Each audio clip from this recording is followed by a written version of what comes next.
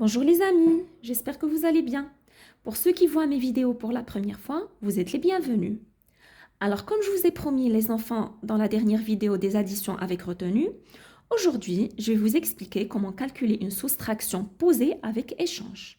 Juste après, je vous mettrai une vidéo avec des exercices des soustractions posées. Il y aura encore Yahya qui va m'accompagner dans cette vidéo. C'est bon, on commence? Allons-y. Alors, premièrement, les enfants, il faut savoir que dans les soustractions posées,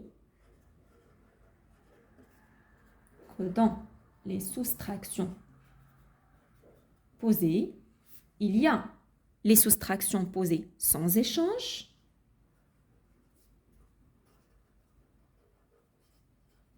et il y a les soustractions posées avec échange.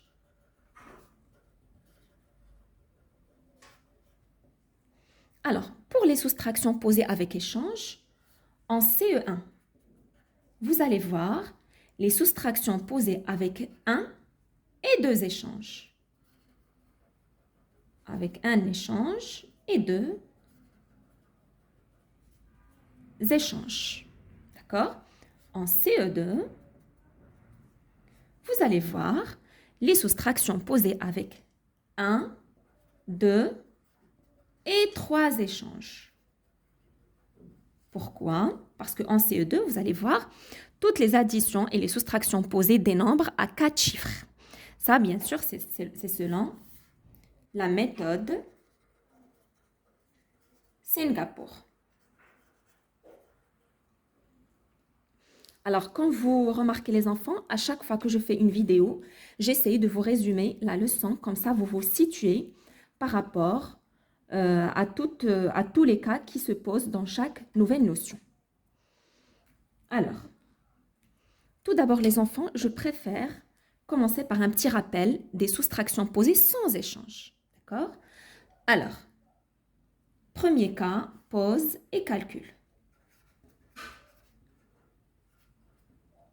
On va essayer de poser et calculer une opération de soustraction très simple. Alors, pose et calcule l'opération suivante. 764 moins 123. Alors, je vous rappelle les enfants qu'il faut commencer bien sûr par très bien poser l'opération. C'est-à-dire mettre les unités sous les unités, les dizaines sous les dizaines et les centaines sous les centaines. C'est très important les enfants. Ça vous aide à avoir un résultat correct. Alors, on commence bien sûr par les unités. 4 moins 3. 4 dans la tête et 3 sur les doigts. Et je recule. 4 dans la tête, 3, 2, 1. Alors, 4 moins 3 égale 1. Après, je passe aux dizaines. 6 moins 2. Alors, encore 6 dans la tête et 2 sur les doigts. Et je recule. 6, 5, 4. Donc, 6 moins 2 égale 4. Après 7, moins 1. 7 dans la tête et 1 sur les doigts. Et je recule. 7, 6. Et voilà, le résultat est 641. On va passer maintenant aux soustractions posées avec échange. Alors, pose et calcule l'opération suivante. Pose et calcul.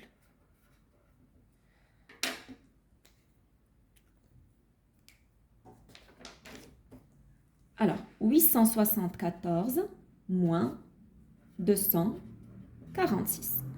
Tout d'abord, on va poser l'opération. 874 moins 246. Je commence bien sûr par les centaines, les enfants? Non, bien sûr, on commence par les unités. Très bien. Allez. 4 moins 6. Alors, dites-moi les enfants, si vous avez 4 bonbons et je vous demande de m'en donner 6, Est-ce que c'est possible? Ou bien vous avez 4 bonbons et je vous demande d'en manger 6. Est-ce que c'est possible? Mais bien sûr, ce n'est pas possible. Alors, qu'est-ce qu'on va faire dans ce cas à votre avis? Alors, écoutez les enfants, dans ce cas, regardez ce qu'on va faire. Le cas, il a un problème. Il a un problème. Il ne peut pas enlever 6. On ne peut pas enlever 6 de 4. Alors, le 4, il va aller chez son voisin, le 7. Toc, toc, toc, toc. Monsieur le 7, est-ce que tu peux me donner une dizaine, s'il te plaît? Le 7, il est généreux. Il va lui dire avec plaisir. Mais moi, si je te donne une dizaine, il me restera que 6 dizaines. Alors, on va barrer le 7 et mettre 6 à sa place. D'accord? Alors, le 7, il a donné une dizaine à 4. Alors, le 4 deviendra 14. Très bien, les enfants. Pourquoi j'ai mis ici 14? Parce que j'ai rajouté la dizaine que j'ai pris de chez le 7 à 4. Alors, 10 et 4 font 14. Et je fais ma soustraction. 14 moins 6. Alors là, les enfants, vous avez deux possibilités. Soit vous faites 14 dans la tête et 6 sur les doigts et on recule.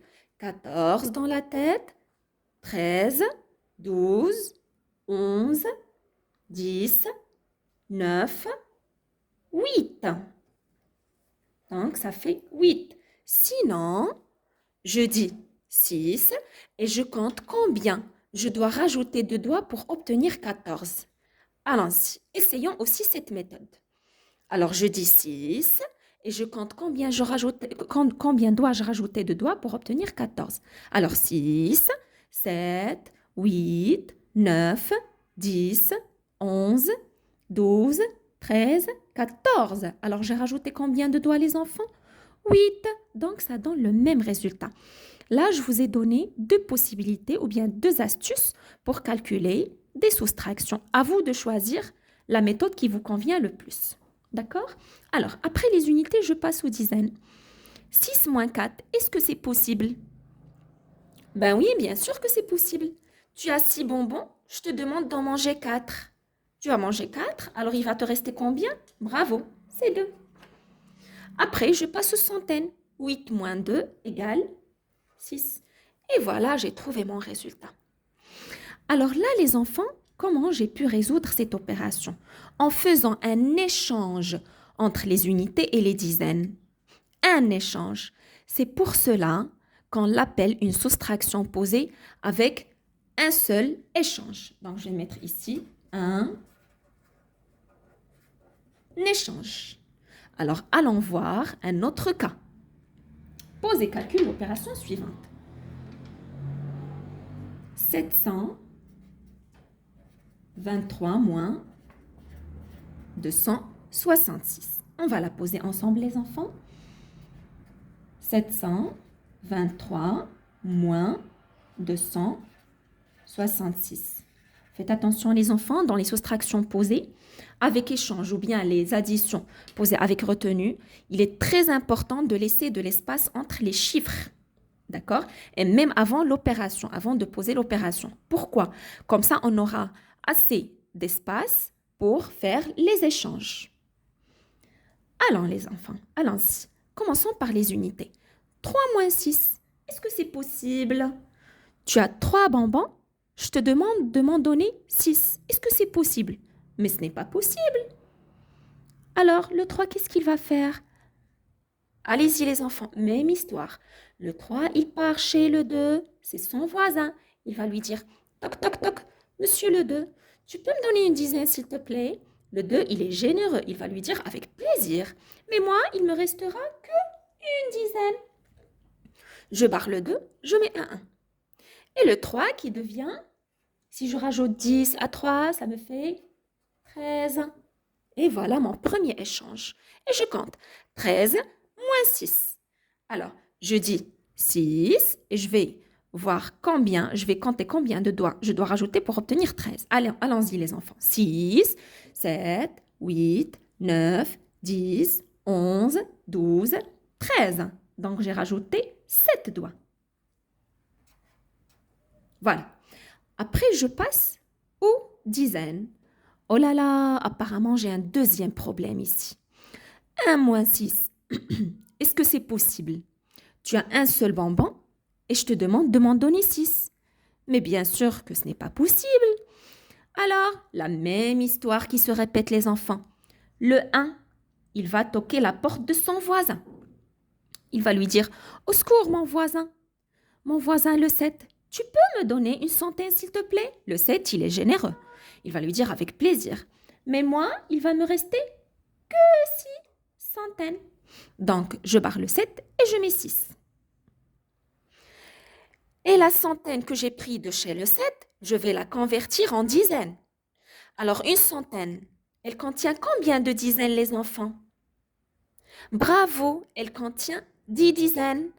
Alors, si je fais 1 plus 10 égale combien? Égale 11, bravo. Alors, là, dans ce cas, je barre le 1 et je mets 11. Pourquoi? Parce que j'ai rajouté 10 à 1 que j'avais ici. Donc, si vous remarquez, à chaque fois, on rajoute 10. Là, du 2, j'ai pris 1. La dizaine, je l'ai rajouté à 3 et le 3 qui est devenu 13. Là, j'ai pris une centaine, le 7 qui devient 6. La centaine, je l'ai converti en dizaine. Donc, ça fait 10 dizaines. 10, je l'ai rajouté à 1, ça me fait 11. Et je fais ma soustraction normale. 11 moins 6 égale combien? Alors, vous pouvez, comme je vous ai dit tout à l'heure, mettre le 11 dans la tête et 6 sur les doigts. Et je fais le comptage à rebours. Si 11 dans la tête, 10, 9, 8, 7, 6, 5. Donc, ça me fait 5. Sinon, je dis 6 et je compte combien faut-il rajouter de doigts pour obtenir 11. Alors, moi, je choisis la deuxième méthode. Allez, 6, 7, 8, 9, 10, 11. Alors, ça donne effectivement le même résultat. Donc, ça fait 5. Parce que j'ai rajouté 5 doigts. Je passe après aux centaines. 6 moins 2 égale 4. Ça me fait 454, 57. Alors, regardez les enfants ici. Je fais combien d'échanges? Un seul échange entre les unités et les dizaines. C'est pour cela que je l'ai appelé la soustraction posée avec un échange. Là, les enfants, j'ai fait 2 échanges. Premier échange, c'est entre les unités et les dizaines. Deuxième échange, c'est entre les dizaines et les centaines. C'est pour cela qu'on l'appelle une soustraction posée avec 2 échanges. Alors, les enfants, c'est très simple. Si vous comprenez le principe, vous pouvez résoudre des opérations avec des nombres posés à 4 chiffres, à 5 chiffres, vous pouvez résoudre même des opérations, bien des soustractions posées à 5 chiffres, 6 chiffres, etc. D'accord? Donc, il faut juste comprendre bien le principe. Alors, voilà les enfants, je vous donne rendez-vous, moi et Yahya, dans la vidéo suivante pour mettre en pratique ce qu'on vient d'apprendre sur les soustractions avec échange, avec des exercices. Et du coup, vous pourrez participer avec nous en prenant les ardoises et les feutres pour faire des opérations avec nous. C'est bon les enfants? Je vous remercie pour votre attention. J'espère que c'était utile pour vous aider dans vos études. Et n'oubliez pas, travaillez bien et concentrez-vous en classe. Je vous aime. Au revoir.